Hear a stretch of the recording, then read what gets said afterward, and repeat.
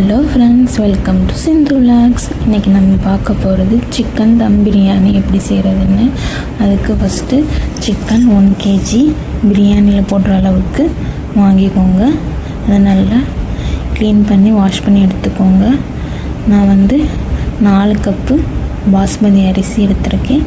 அது ஃபஸ்ட்டு ஊற வைக்கணும் ஒரு 30 நிமிஷத்துக்கு.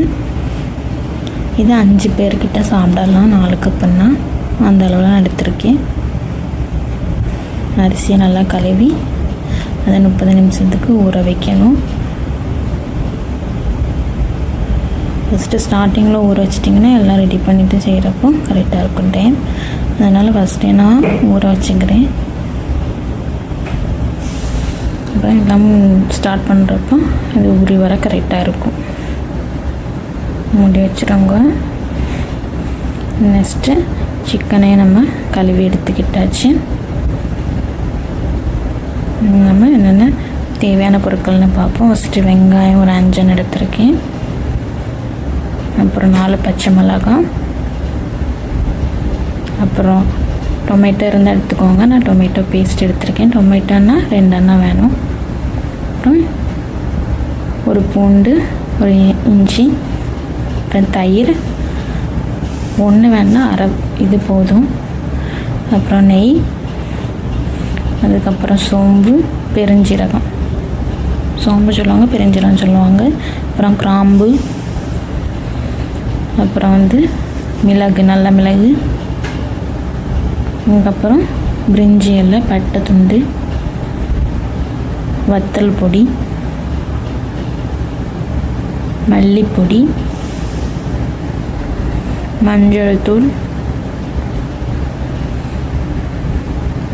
மீட் மசாலா, இது சிக்கன் மசாலா, மட்டன் மசாலா இது வேணால் எடுத்துக்கலாம். பிரியாணி மசாலா, அப்புறம் உப்பு தேவையான அளவு, அதுக்கப்புறம் புதினா, கொத்தமல்லி இலை, கருவேப்பிலை, அப்புறம் எண்ணெய்.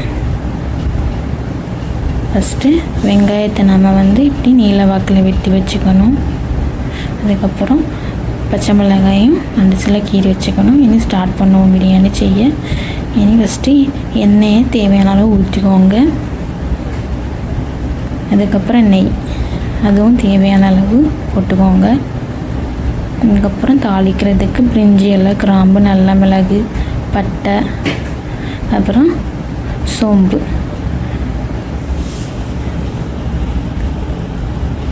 இவ்வளவும் போட்டு ஃபஸ்ட்டு லைட்டாக கிண்டிட்டுக்கோங்க.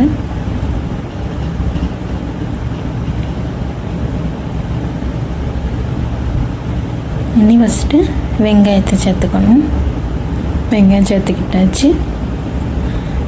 அதுக்கப்புறம் பச்சை மிளகாய். அதுக்கப்புறம் இதை வெங்காயம் சீக்கிரமாக வெங்கிறதுக்கு நம்ம கொஞ்சம் உப்பு போட்டுக்கிட்டு சீக்கிரமாக வெந்துடும். கொஞ்சம் உப்பு போட்டு லைட்டாக கிண்டி விட்டுட்டு நம்ம மூடி வச்சுட்டு அடுத்த வேலையை ஸ்டார்ட் பண்ணலாம். அதுக்குள்ளே இது வெந்து வந்துடும். நல்லா மூடி வச்சாச்சு. இனி இதுக்கு பிறகு நம்ம இஞ்சி பூண்டு அதை அரைச்சி விழுதாக எடுத்துக்கலாம். அரைச்சாச்சு. இஞ்சி பூண்டு பேஸ்ட்டு ரெடி. இடையில் நம்ம இந்த வெங்காயம் இன்னொரு முறை கிளறி விட்டுக்கோங்க. இது வெந்து வந்தாச்சு. இந்த ஸ்டேஜில் நம்ம இஞ்சி பூண்டு பேஸ்ட்டை ஆட் பண்ணிக்கணும். நல்லா பச்சை வாசம் போகிற வரைக்கும் கிண்டி விட்டுக்கணும்.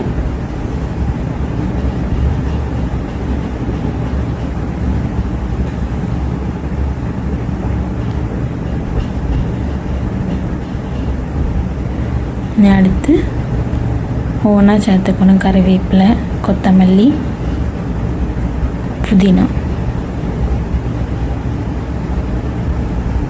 இதே நல்லா கொஞ்ச நேரத்துக்கு கிண்டி விட்டுக்கோங்க.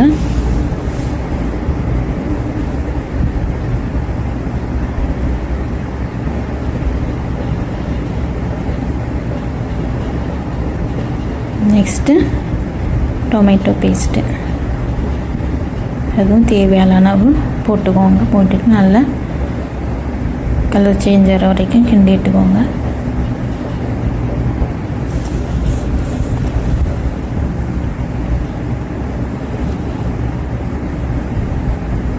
நல்லா வதக்கி விடணும்.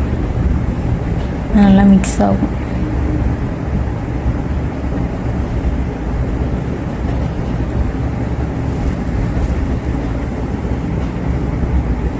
இது நல்லா எண்ணெய் பிரிஞ்சு வருது. இந்த ஸ்டேஜில் நம்ம வந்து இந்த தயிரில் வந்து பாதி டப்பா அளவுக்கு எடுத்துக்கணும்.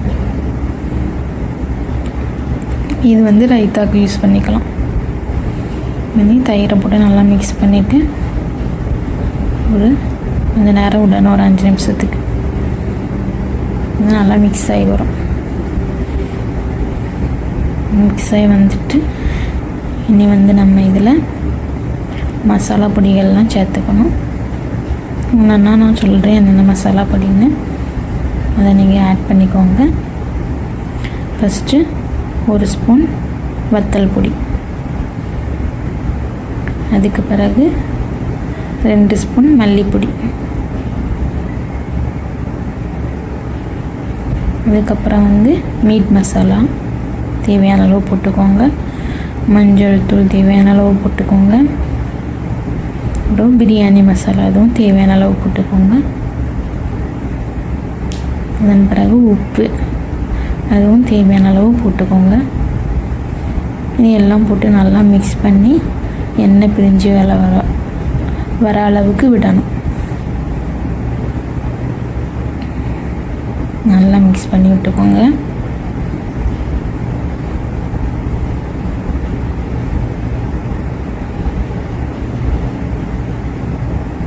அடி பிடிக்க விடாதனால நல்லா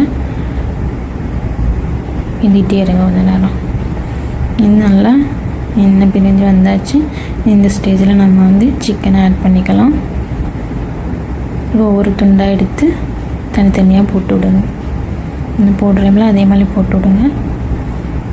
ஒன்றுக்கு மேலே ஒன்று போடாமல் இப்படி விரித்து போட்டால் இந்த மசாலாலாம் நல்லா கிண்டுறப்போ அதில் இறங்கும். போட்டுட்டு ஒரு கிண்டு விட்டாச்சு. இனி நம்ம வந்து தண்ணி ஊற்றிக்கணும். இந்த கப் அளவில் தானே அரிசி எடுத்து, அதனால் இந்த கப் அளவில் நான் 5.5 கப்பு தண்ணி ஊற்றிக்கிறேன். அரிசி எந்த கப்பில் அளக்குறீங்களோ அதே கப்பில் தண்ணி சேர்த்துக்கோங்க. 4 கப்பு அரிசிக்கு நான் 5.5 கப்பு தண்ணி எடுத்துக்கிறேன். தயிர் அதெல்லாம் ஊற்றுனதால கொஞ்சம் கம்மியாக தான் ஊற்றுவேன், அதிகமாகிடுன்னு சொல்லிவிட்டு. தண்ணி ஊற்றியாச்சு. இனி அடுப்பை கொஞ்சம் கூட்டி வச்சா நல்லா கொதிக்கும். சிக்கனை வெந்து வரும், மூடி வச்சுருவோம். இனி கொதித்து வந்தாச்சு. சிக்கனும் கொஞ்சம் வெந்திருக்கும். இந்த ஸ்டேஜில் நம்ம அரிசியை வந்து ஊற வச்சதில் போடணும். தண்ணியை இப்படி சிந்திட்டு இனி அரிசியை நல்லா ஊறிட்டு பாருங்கள்.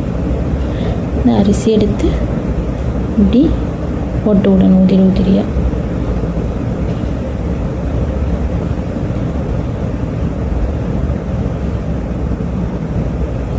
அரிசி போட்டுறப்ப அடுப்பை கம்மி பண்ணிக்கோங்க.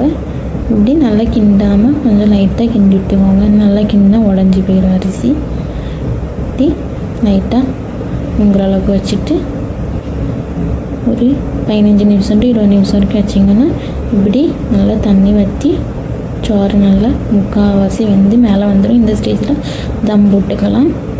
ஃபாயில் பேப்பர் இருக்குல்ல, அதை மேலே வச்சு நல்லா ப்ரெஸ் பண்ணிவிட்டு அடுப்பை கம்மியாக்கிட்டு ஒரு 15 நிமிஷத்துக்கு தம்மில் வச்சுருக்கேன். இப்படி 15 நிமிஷம் கழித்து நம்ம வந்து பார்ப்போம்.